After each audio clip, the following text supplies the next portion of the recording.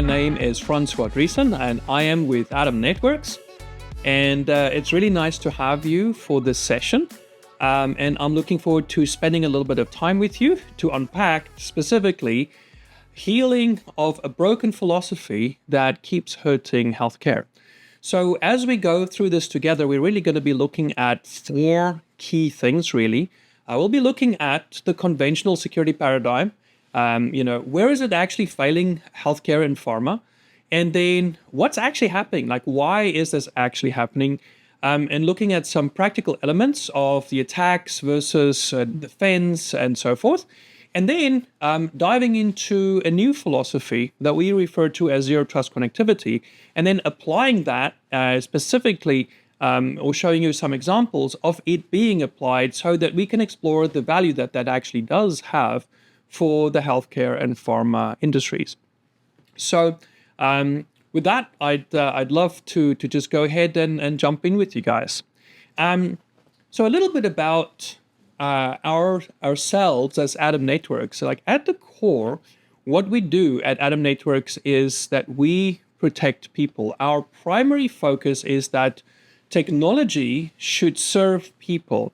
For me to speak about any technology, no matter how exciting or fancy or new it is, if it's not actually making someone's life better, then it essentially is useless.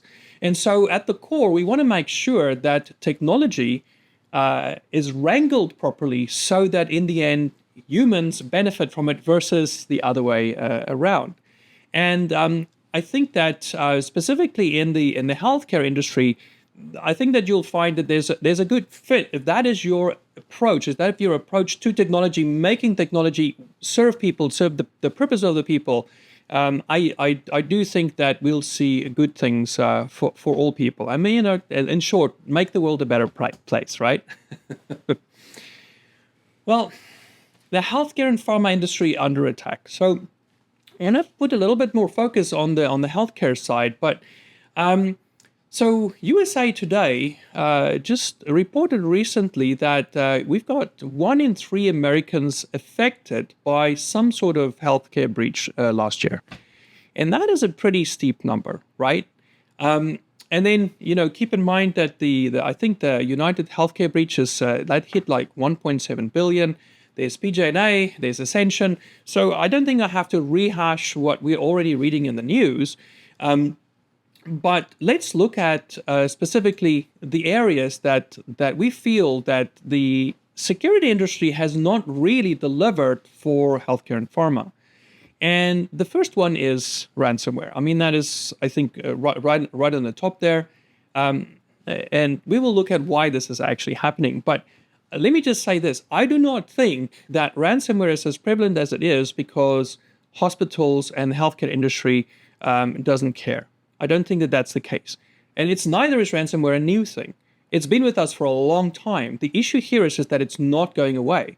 It's actually increasing.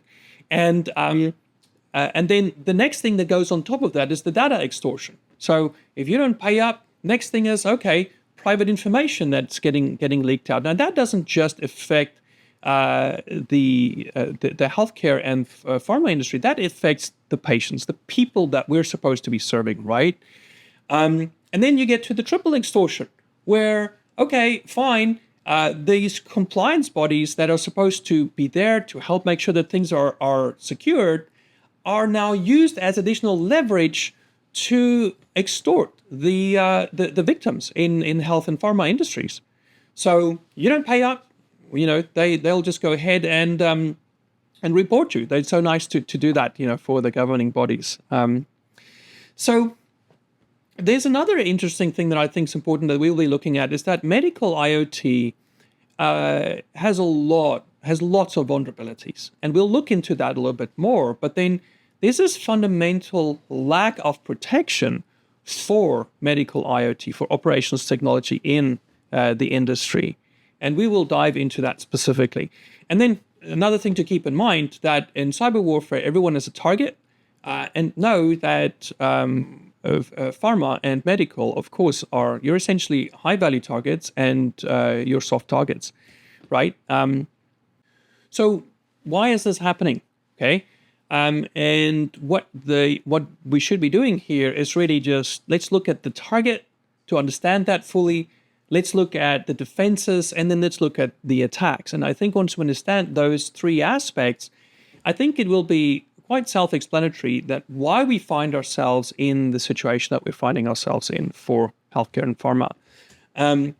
So let's first make sure we understand the target. So first of all, I think what we need to say and understand right off the bat, when we're speaking about healthcare, we're speaking about pharma, we are speaking about really infrastructure that affects human lives on an existential value.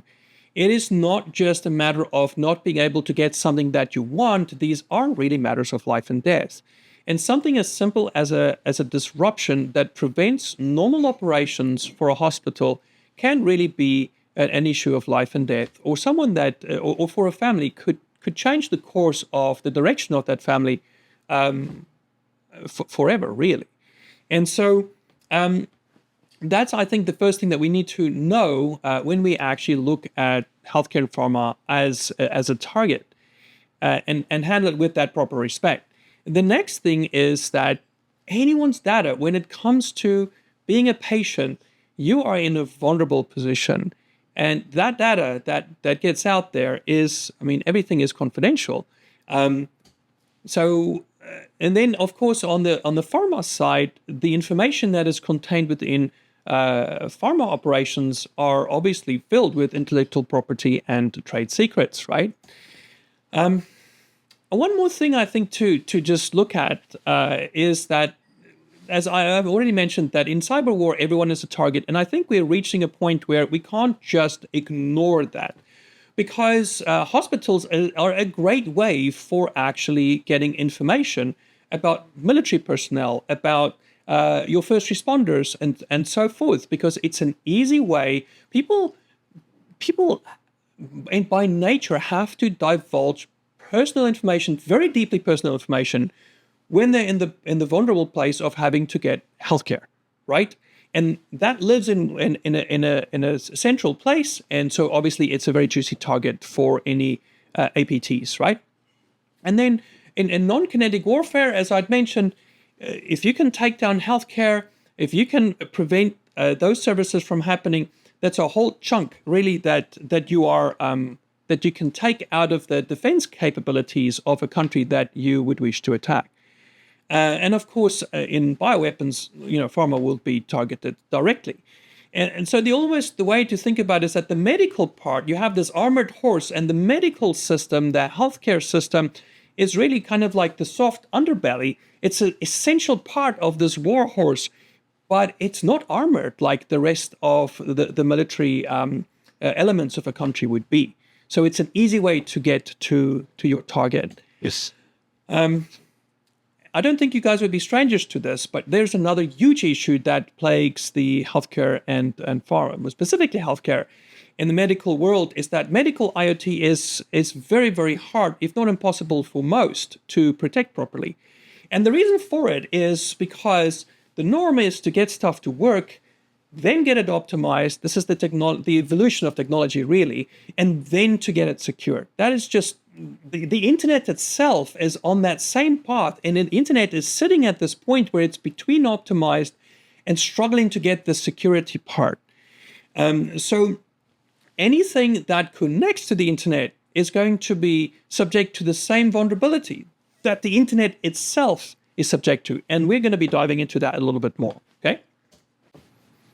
Okay, so let's talk about understanding of our defenses for a moment. The first I want to cover here is the notion of the operational technology air gap. And to a large extent, the whole movement for protecting OT is to say, hey, let's keep it air gap. Now, in medical, in healthcare, the idea, I mean, that's failing. OT and IT is merging. Everything is becoming connected, interconnected all the time. And when you look at the actual incident response cases, it always starts, well, I thought there was an air gap, but oops, it was breached here, right? So, and in medical, that's something that's not really even applicable. Every new device pretty much has some sort of way to either get updates or send data somewhere So that notion, I don't think is really relevant, really much more in the healthcare side. Now let's look at the NIST CSF for a moment, which that's the sort of like the spine really for the whole cyber industry or security industry. Is governing right through identify, protect, then you detect, you respond, and recover, right? We're highlighting detect here just because that is the way, nothing on NIST specifically, but that's the way that the industry has taken this and put all of the innovation focus on. Is that when you actually hit the detect phase, that's where your fancy technology comes and kicks into gear. That's when you call out all of your cyber ninjas, and that's when the fight really starts. And I want to show you guys something about that specifically. So now let's look at the attacks, right? So an attack can be very complex. Some attack chains can be so complex that would be a whole presentation just on that. But what I've done here is just to highlight a few of recurring key elements that I just want to draw your attention to. So first of all, there's initial access that's important. There's defense evasion that's really important, and then exfiltration impact. So if we were actually taking this attack framework and distill it down, let's talk about it this way, because all of the details of the intricate stuff that happens is not that important for where I'd like us to go. So they need access, right? That's the first thing that needs to happen. And then you may need to make sure that you do not get detected, right? And next thing that is incredibly important in a successful attack is having egress, right? You need to be able to have command and control. You need to pivot to other positions. You need to be able to exfiltrate that data so that you can now run your extortion campaign, or encrypt or disrupt whatever your real motive for the attack is, right? So let's just treat it that way to simplify things. Now let's look a little bit at the defense and attack, and where these things fit into each other. Going through identify, protect, detect, respond, recover, the main attack events that needs to happen in the attack chain all happens before you hit detect. And so data is exfiltrated before detection takes place. Encryption can be the way that you actually detect, right? And so, or even the extortion part of it. So what you see here is that the industry has moved to put all of the innovation effort onto the detect phase. But the issue here is that everything in the attack happens really before we hit that phase. And so we see this as a failing philosophy, really. And the consequences of this failing philosophy is really that even if you had real-time detection, it's not fast enough. You've already been breached, right? The attack has already taken place. Leaked IP and confidential data, it's not going to come back. Your data extortion cannot be recovered with data backups, all right? And reputation damage is permanent. The effect that it has on employees in the industry, the effect that it has on patients it can be permanent, right? And so the way that the industry is now moving is to say, well, let's get AI into the mix. Okay, wonderful. But the issue here is that AI is mostly set on the detection phase, yet again, right? And guess what's happening on the adversary side? Well, they're also using AI. So now AI is used in the creation, as well as making sure that the evasion is successful, right? And so a very interesting thing happens here. Like anyone who's into AI, general adversarial networks, is that you really have two AIs that you pit against each other. The one is trying to create its fake thing. The other thing is trained to detect that fake thing. And so when you put these two together, the one that's creating the fake thing, the one that's creating the object or generating the object is becoming better and better and better, because every time this one says, hey, not good enough, it tries again until this one actually gets fooled. And so what's happening in the industry is that we have created a GAN between the security industry and the adversary that is essentially creating malware that is very, very good at evasion. Because security industry is very good at detection, the malware is very good at evasion. So this is not putting us in any different position than what we were before. The only thing is we've added more technology to it, right? It's still the whack-a-mole game of someone is doing something new that's bad. The defense need to know about it and be reactive about it so that they can prevent it from happening again the second time. But there is a philosophical problem here. By trying to keep up with the bad guy, as the bad guy always gets to make the first move. And by the time that they make their move, the damage has already been done, okay? So go back to that first slide. Just putting AI into the mix, it's just, we're not in a different position. We're just throwing more technology to it. So it's time to look at a cool coffee mug. Okay, I'm not going to read it. You can read it yourself. Apparently, Einstein didn't say this, but from the research that I had done, but I do think it's something worthy of living on a coffee mug. Okay, what I am going to say is this: is that we have to admit that harder, faster, stronger, more complicated, more AI, more expensive, more elaborate, more compute overhead is not going to change anything. It really comes down to changing the philosophy. And so what if we could change something and the fundamental structure of how the cybersecurity framework works? And here's what we believe the solution is. What if we moved any network to the place where instead of having to wait for the detect phase, that we just say, you know what, you're already breached. Whatever you were going to do by the time that you actually were able to detect the malware and the adversary in your network, why don't you just move there right now? So see, this way, there's no way to evade it. You don't have to detect it because you're just going to say, you know what, I'm moving into a breach position right now. What if we moved the protect to be the very, very first thing that you do? Out of that, have the ability to identify both assets as well as threats, okay? But that what you would have done at the response phase, that you do that right at phase one. And we do that by just saying, you know what, they shut everything down. Deny all connections by default. And then only allow the connections that, one, is requested by a verified asset, and two, is going to a destination that is verified to be good and what is authorized by the administrator of that network. And then, of course, once that connection has taken place, move back to the default state and collapse that connection. So what's the net result of doing this? Well, one is you can actually protect against unknown, undetectable threats.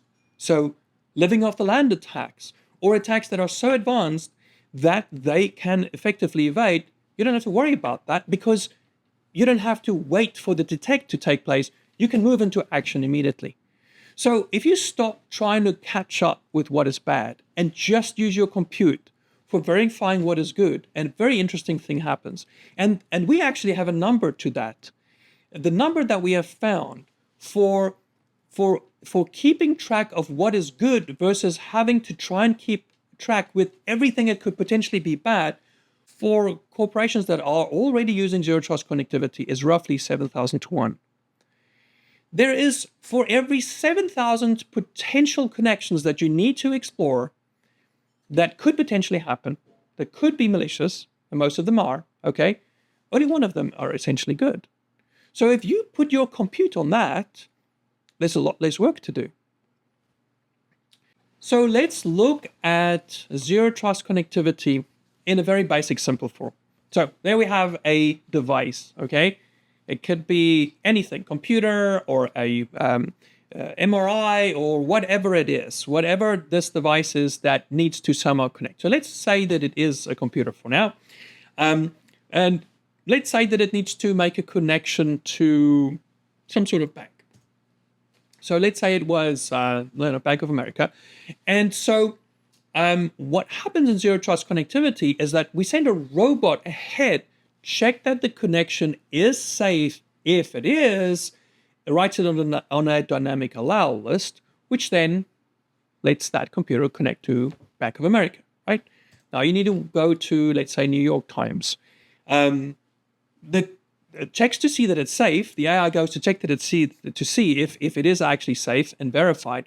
Well, there's a ton of dependencies, what we call, on this web service as well, about 35 additional things. It's not just one domain and one web service that's necessary for this site to run, okay? And some of them are good, but then some of them could be ads, trackers, potential malware, and whatnot. So those are simply just not added to the dynamic allow list, right? And so for this computer now, the internet is just Bank of America and the good parts of New York Times. Now let's say it needs to go to some other service, checks to see that it's safe. If it is, it dynamically gets written. And so the internet has just been rewritten for this device to contain only 3 destinations. And out of those destinations, only good parts of those destinations.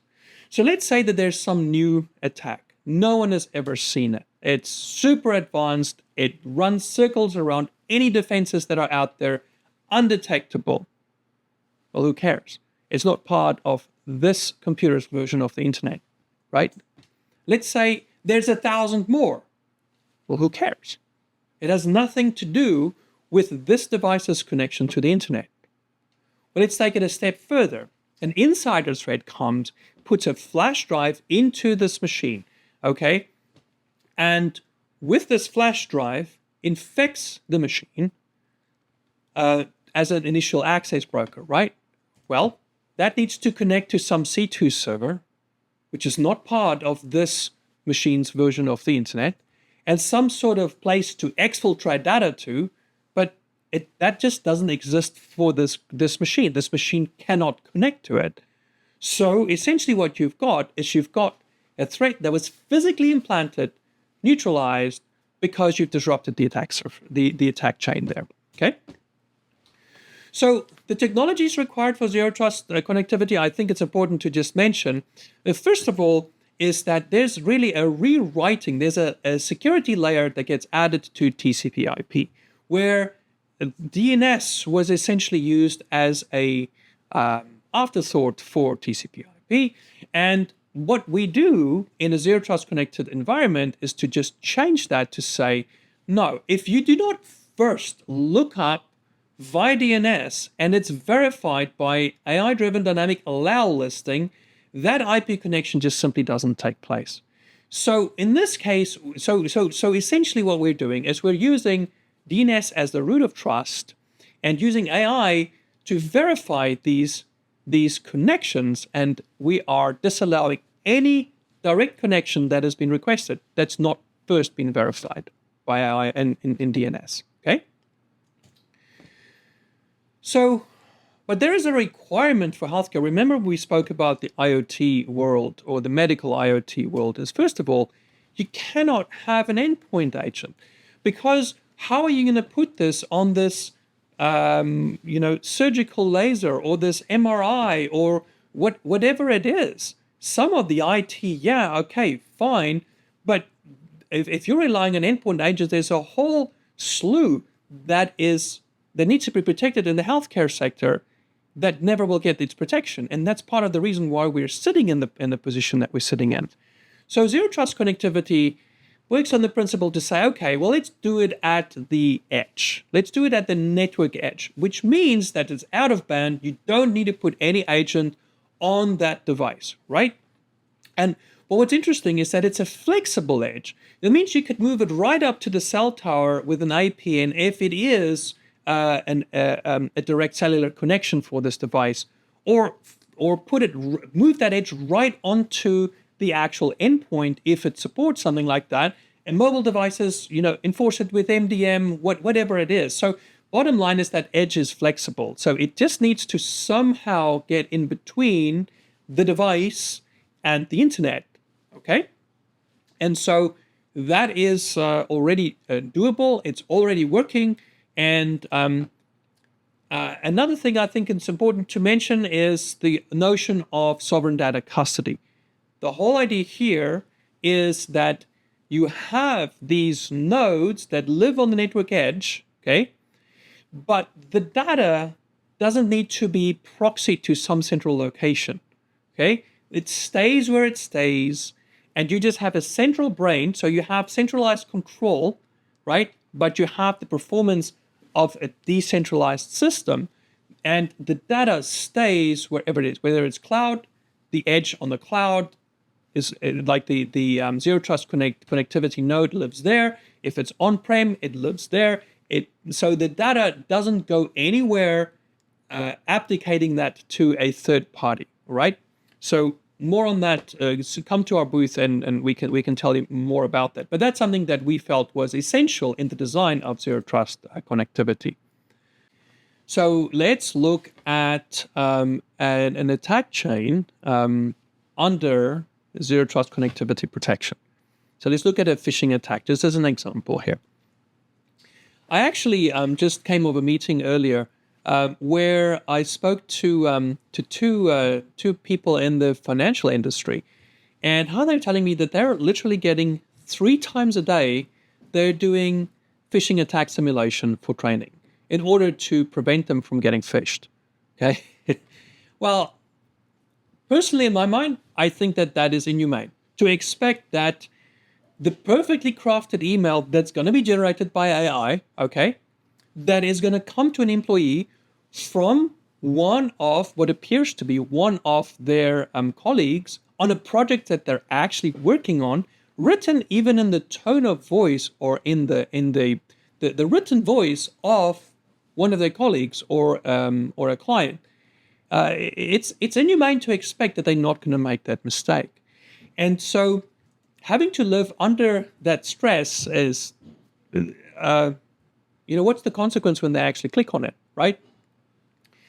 And I think the industry has gone here because there's just no solution, or there hasn't been a solution up to now. But let's look at this for a moment. So you do get that perfectly crafted email, right? So, and now they have one of two options. They click on the link or they open that attachment. Okay, let's look at clicking on the link first. They click on the link, and the moment that they do, nothing happens. Because that zero trust connection it's just not a verified connection. That domain is, so the connection for their computer or mobile device or whatever it is, even if it's a smish or a quish, doesn't matter, okay? That connection is already denied. You don't have to jump into action to prevent that from happening. It's prevented in the first place, right?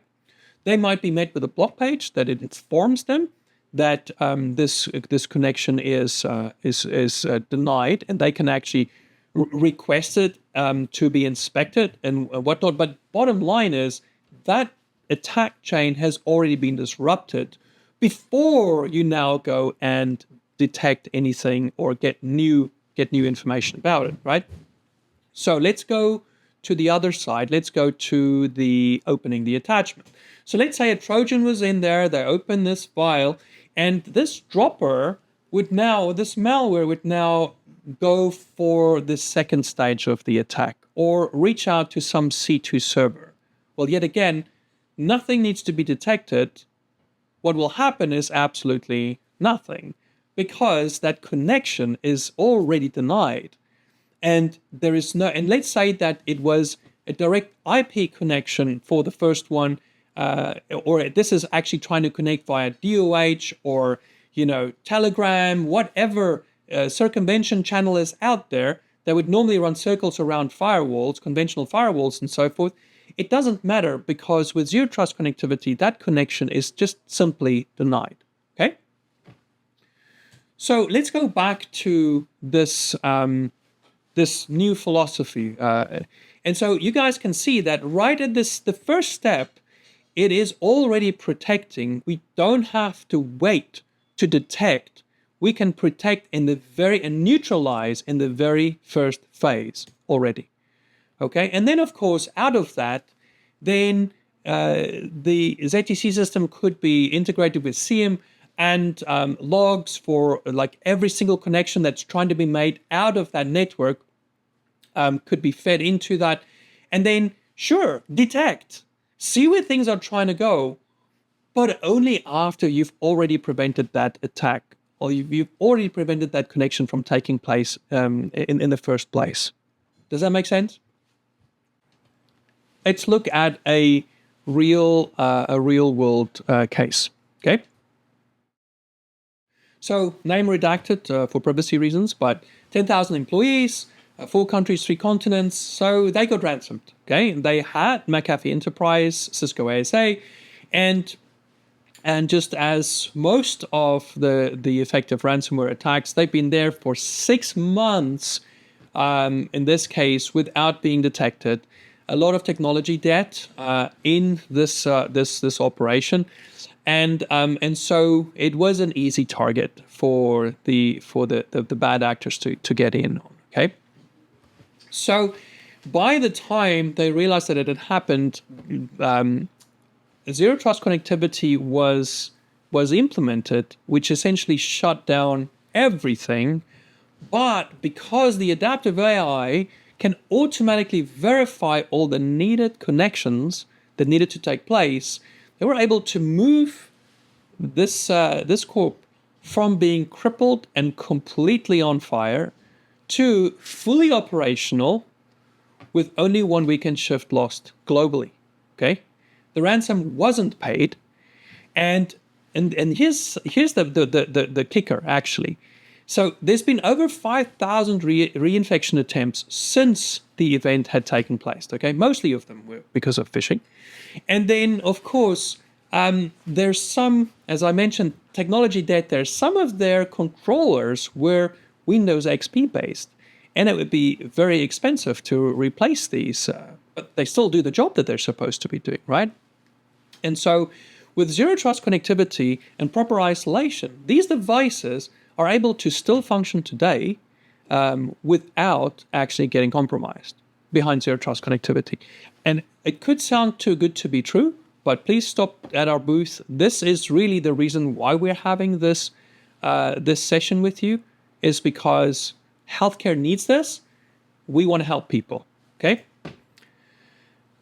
There's additional consequences of zero trust connectivity. I won't have time to dive into all of them, but because all connections are visible at the edge, okay, shadow IT is resolved. I already mentioned the IoT and medical IoT being protected.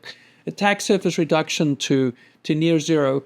I mentioned sovereign data custody, and mitigating the human factor with phishing and smishing vectors being destroyed.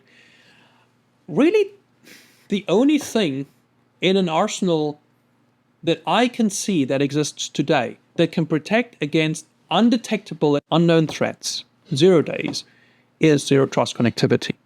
And of course, it's not the only thing that's out there. And it's not the silver bullet that's going to do everything, okay? But the aim in security is to get to the place where your adversary either moves on to another target, where their resources are spent, they move on to another target, or they give up altogether. And for corporations that are living in zero trust connected environments, we see that as the case. So thank you for spending time with us today. I hope everything makes sense. I know we've moved a little bit fast here, but please stop by our booth, and we'd love to help you protect the people and systems that you care about, and love to tell you more about what the technology that we're sitting with in our hands, and applying this philosophy properly. Thank you.